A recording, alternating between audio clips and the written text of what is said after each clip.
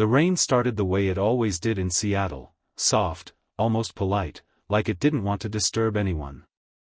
I was halfway through reheating leftover pizza when there was a knock at my door. Not a confident knock. Not a friendly one.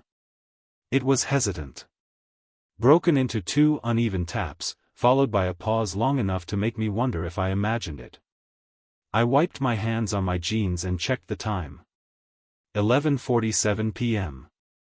No one knocked on doors that late unless something was wrong. When I opened it, I found her. Emily Carter stood on my doorstep with rain in her hair, mascara smudged beneath her eyes, clutching a small overnight bag like it was the only thing keeping her upright. The streetlight behind her turned the rain into silver threads, framing her the way movies framed moments you never forgot. She looked smaller than she ever did at the office. "I'm sorry," she said quickly, voice trembling. "I know it's late. I didn't know where else to go." For a second, my brain refused to cooperate.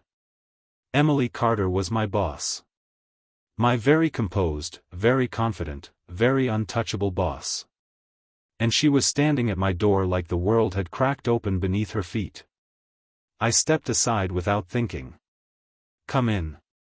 She hesitated, eyes flicking over my small apartment like she was afraid she might be imposing. Then she stepped inside, and the rain stayed behind her. The door closed with a soft click that somehow sounded louder than it should have. She didn't sit. She didn't even put the bag down. She just stood there, shoulders tight, breathing shallow. "I can leave," she said suddenly. "If this is weird." "I mean, it is weird. You don't owe me anything." "Emily," I interrupted gently. "You're soaked. Sit down." She blinked, like she wasn't used to being told what to do. Then she nodded. She sat on the edge of my couch, hands folded in her lap, posture straight out of habit even though her eyes were red. I handed her a towel, and when our fingers brushed, she flinched. "Thank you," she murmured. I watched her for a moment, trying to reconcile this version of her with the woman who ran meetings like a general and never forgot a detail. "What happened?" I asked. She laughed softly, humorless. "Do you want the short version or the one that explains why I'm at my assistant's apartment at midnight?" I leaned against the counter. "Start wherever you want." She took a breath. Then another. "My lease ended today," she said. "And I was supposed to move into a new place." "Supposed to," I repeated. "It fell through. Last minute. The owner sold the property without telling me." She squeezed the towel. "My sister's out of town. My friends, well, everyone assumes I have everything figured out." She finally looked up at me then. I didn't want to sleep in my car. Something tightened in my chest. "You could have called," I said. She smiled faintly. "I didn't know if you'd answer." "I would've." She studied my face like she was trying to decide if that was true. Silence settled between us, thick, heavy, full of things neither of us said at work. Emily was my boss, yes. But she was also the woman who laughed quietly at my dumb jokes in meetings. The one who noticed when I stayed late. The one who trusted me with things she didn't trust anyone else with. And right now, she looked exhausted. "You can stay," I said. "As long as you need." Her shoulders sagged in relief, just a little. "Thank you. I swear I won't be any trouble." "I doubt that," I said with a small smile. She actually smiled back. I grabbed a spare hoodie and pointed to the bathroom. "You can change if you want. I'll make some tea." "Tea sounds perfect." When she disappeared down the hall, I leaned back against the counter and exhaled. This was not how I expected my night to go. When she came back, wearing my hoodie and rolled-up pajama pants I'd found for her, she looked human. Softer. Like the armor had been set aside. We sat across from each other, mugs steaming between us. "Thank you again," she said quietly. "I know this crosses a line. I don't think lines matter when someone needs help." She watched the steam rise from her mug. "You're kinder than you let on. And you're tougher than anyone gives you credit for." She met my gaze, something unreadable passing between us. "You don't have to leave tomorrow," I said before I could stop myself. Her eyes widened slightly. "I don't? I mean, if you need time to figure things out." She hesitated. "I don't want to take advantage." "You're not." The rain picked up again, louder now, drumming against the windows. Emily looked around my apartment once more. Then she looked at me. "I really do have nowhere else to go," she said softly. The words hung in the air. I swallowed. "Then," I said, heart pounding, "do you want to move in with me?" Her breath caught. For a long moment, she said nothing. And in that silence, everything changed. Emily didn't answer right away. Her fingers tightened around the mug, knuckles pale, like she was holding herself in place. The rain outside filled the silence, louder now, giving her something to hide behind. "Move in," she repeated softly. "I mean, temporarily," I added quickly. "Until you find a place. No pressure. I just don't want you worrying about where you'll sleep." She looked up, and for a second I saw fear there, not the fear of inconvenience, but the fear of wanting something she wasn't supposed to want. "You know this changes things," she said. "I know. At work. I know. And between us." That one landed differently. She set the mug down, hands shaking just enough that she noticed and stilled them. "I've spent my entire career making sure no one could ever say I didn't earn my position," she said. "Living with you, people would talk." "They already talk," I said gently. "They just don't know what about." That pulled a quiet laugh from her. Short. Real. "I don't want to complicate your life," she said. "You're not," I replied. "You're already in it." She searched my face, like she was trying to find the catch. "There isn't one," I said. Another pause. Then she exhaled, long and slow, like she'd been holding her breath for weeks. "Okay," she said. My heart skipped. "Okay? I'll stay. For a little while." Relief hit me so hard I had to look away. "We'll set boundaries," she added quickly. "Clear ones. Of course. No awkwardness. None. No expectations. Right." She smiled at that, like she knew how impossible that last one was.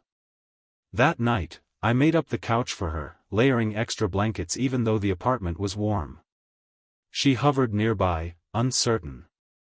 "You don't have to do all that," she said. "I want to." She watched me tuck the corner of the blanket in, something soft passing over her face. "Thank you," she said again. "For not making this weird." I hesitated. It might already be weird. She laughed quietly. "Fair."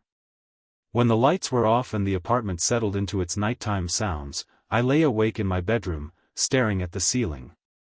Emily Carter was sleeping on my couch. My boss. The woman I'd been trying not to think about for months. Sometime in the early morning, I heard her get up. Soft footsteps. A pause outside my door. I held my breath. Then she walked past, toward the kitchen.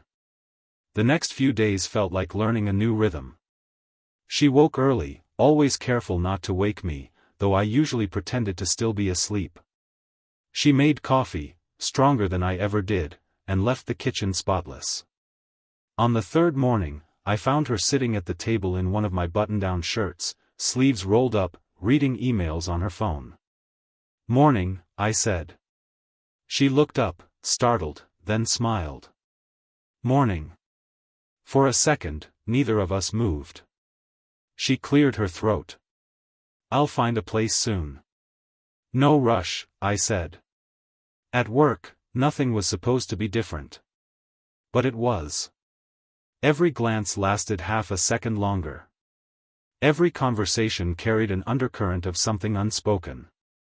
When she called me into her office, the door closing felt louder than it used to. "Everything okay at home?" she asked one afternoon, voice neutral. "Yes," I said. "You?" She nodded. "Yes." But her eyes lingered on mine. One evening, after a particularly long day, she dropped her bag by the door and leaned back against it. "I forgot how exhausting it is to not be in control," she said.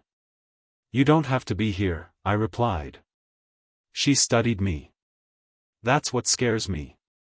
We cooked dinner together, bumping into each other in the small kitchen, laughing quietly when our hands brushed. Afterward, we sat on opposite ends of the couch, a careful distance between us. "This isn't sustainable," she said suddenly. "I know. We're pretending nothing's happening when something clearly is." I swallowed. "Emily." She turned to me, eyes intense. "Do you feel it too?" There it was. "Yes," I said. The silence that followed wasn't awkward. It was dangerous. She stood abruptly. "We should sleep." "Right." As she walked toward the couch, she paused. "Thank you," she said softly. "For seeing me." Not the title. When she lay down, facing away from me, I stayed where I was, heart racing. Because pretending nothing was happening was becoming impossible. And we both knew it. The first rumor started on a Tuesday. I didn't hear it directly. Rumors never announce themselves, they slip into conversations, hide in lowered voices, live in the pauses when someone stops talking as you walk by. "Hey," Mark from accounting said, leaning against my cubicle. "You and Emily been working late a lot, huh?" I kept my face neutral. "We've had deadlines." "Must be nice," he said with a grin that didn't quite reach his eyes. I watched him walk away, a knot forming in my stomach. Across the office, Emily stood near the glass wall of her office, talking to one of the senior partners. Her posture was perfect. Composed. Untouchable. Except I knew she'd been up half the night, pacing the living room, whispering on the phone with her sister about how everything had fallen apart. That knowledge felt intimate in a way that scared me. Later that day, she called me into her office. The door clicked shut behind me. "People are noticing," she said without preamble. "Noticing what?" "Us." "There is no us," I said. She met my gaze sharply. "That's the problem. They don't believe that." She walked to the window, arms crossed. "I've had 2 separate people ask if you're being fast-tracked." "That's ridiculous." "It doesn't matter," she replied. "Perception matters more than truth." I hesitated. "Do you want me to start distancing myself?" The question hung between us. Her shoulders stiffened. "Is that what you want?" "No," I said immediately.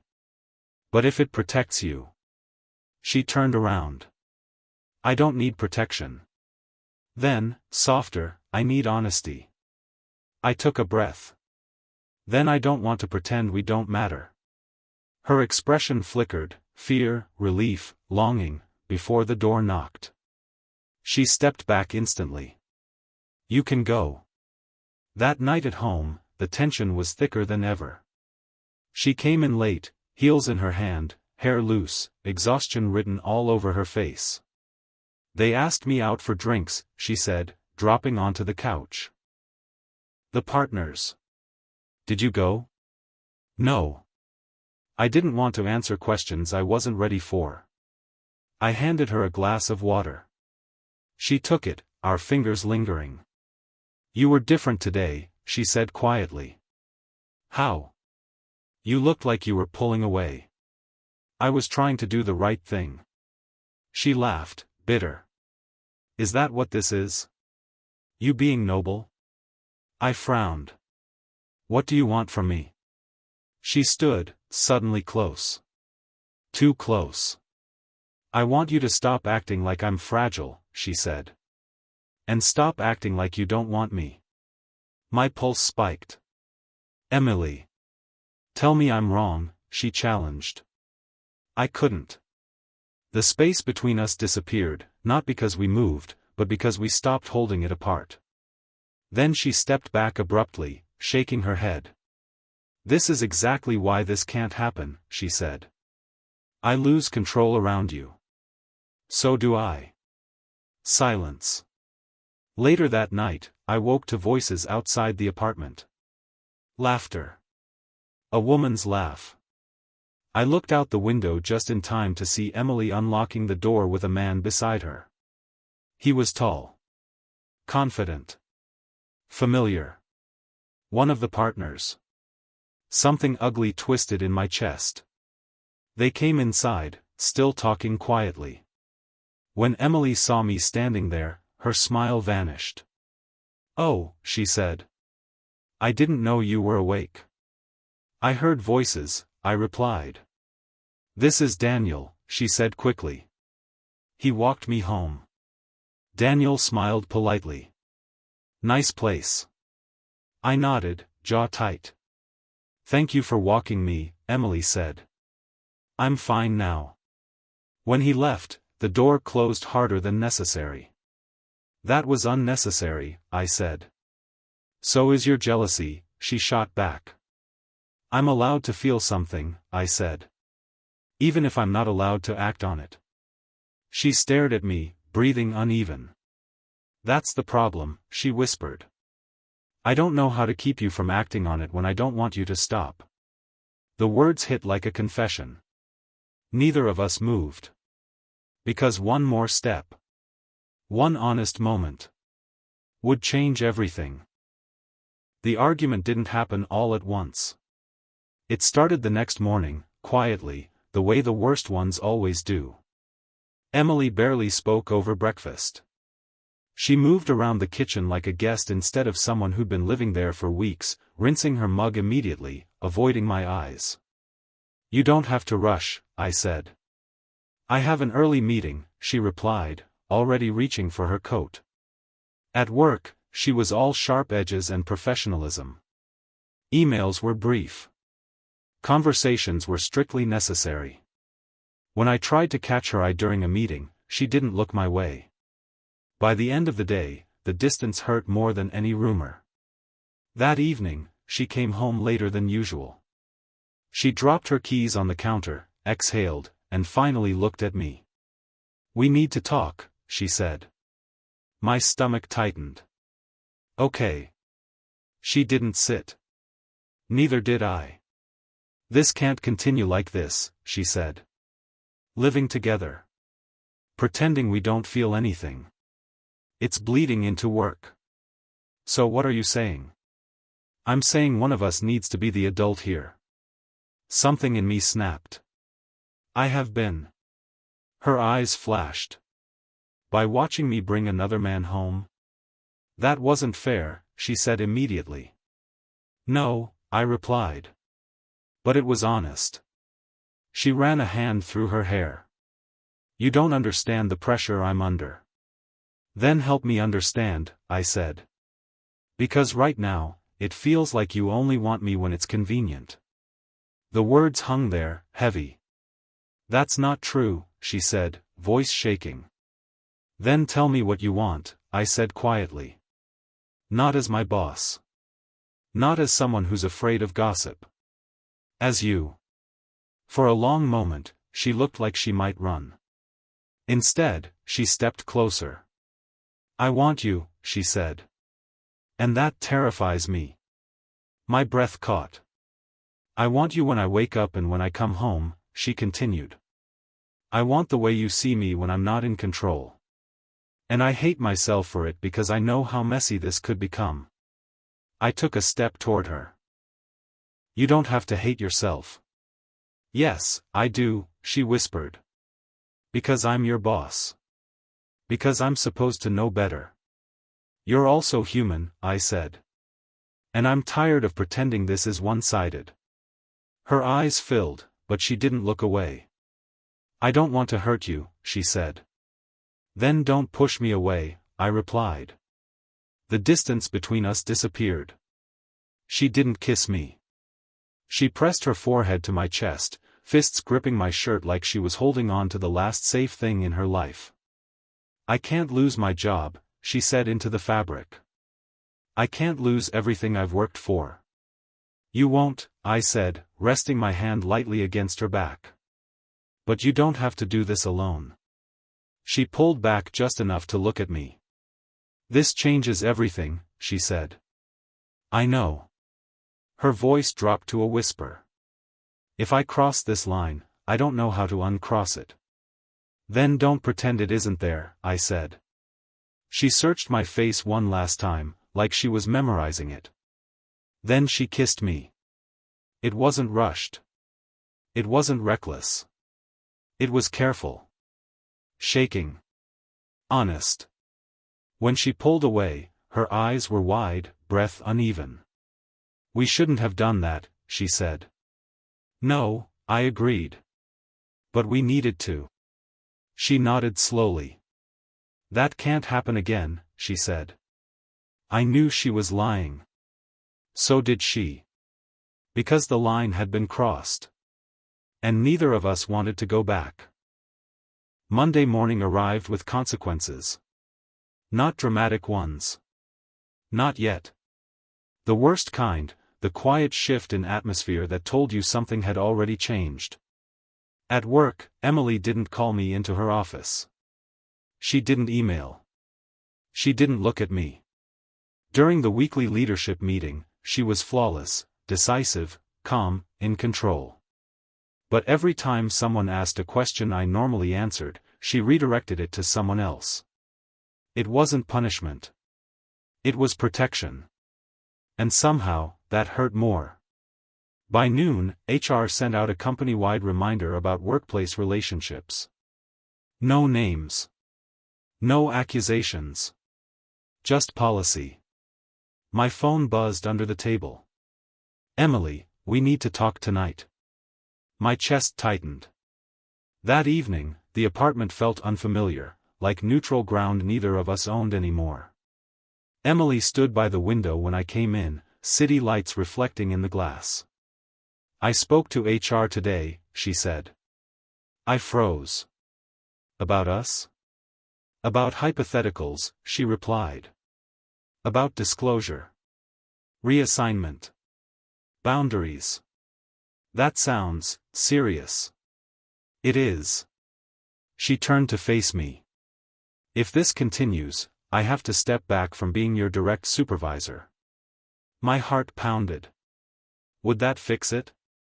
It would make it permissible. Silence. And what do you want? I asked. She swallowed. I want to stop pretending that one kiss was a mistake. Relief washed through me, sharp and dizzy. But, she added quickly, I won't drag you into something that costs you your future. I stepped closer. You don't get to decide that alone. She searched my face. You're sure? I'm sure I don't want to look back and wonder what would have happened if we'd been braver. Her breath caught. That night, we didn't rush. We talked, really talked, about risks, about optics, about fear. About how lonely success had been for her. About how invisible I'd felt until she saw me. When we finally kissed again, it wasn't about tension. It was about choice. The next weeks were harder than either of us expected. Emily requested a formal reassignment. The office buzzed with speculation. Some people were supportive. Others watched too closely. One afternoon, a senior partner pulled me aside. You know this could follow you, he said. I know, I replied. And you're okay with that? I thought of Emily waiting for me at home, finally laughing again. Yes. That night, she held my hand on the couch like it was something precious. I don't want to hide anymore, she said. Then don't, I replied. But there was one question still hanging between us. Living together had started as necessity. Now it was something else entirely. And neither of us knew what happened next. If we chose comfort or commitment. Weeks passed. The office adapted. Rumors died down, replaced by respect for Emily's decision to maintain professionalism while redefining her boundaries. I settled into my new role, not officially her direct report, but close enough that the connection couldn't be denied. At home, living together shifted from necessity to choice. One Friday evening, after a long week of work, we sat on the balcony with coffee mugs warming our hands. Rain threatened again, but we ignored it. The city lights reflected in her eyes. I've been thinking, she said softly. About? Us. Good or bad? She smiled faintly. Good. Scary good. I reached for her hand. She didn't pull away. I want this, she said. Not because I have nowhere else to go. But because I want to be with you. Fully. My chest tightened. Are you sure? Yes, she said. I'm sure. No more pretending. No more hiding. I smiled, heart racing. Then let's make it official. Move in, for real. Her laugh was soft, warm, tinged with disbelief. Finally, you asked. We kissed under the dim balcony lights, rain starting to fall gently around us. Not a storm this time. Just soft, deliberate drops, like the universe giving its quiet blessing. Days turned into weeks, weeks into months. We navigated work, life, and love with a new understanding. Boundaries existed, yes, but so did choice. And in that choice, we found freedom. The lines had been crossed, yes. But the heart had always known. And now, we were both exactly where we were meant to be.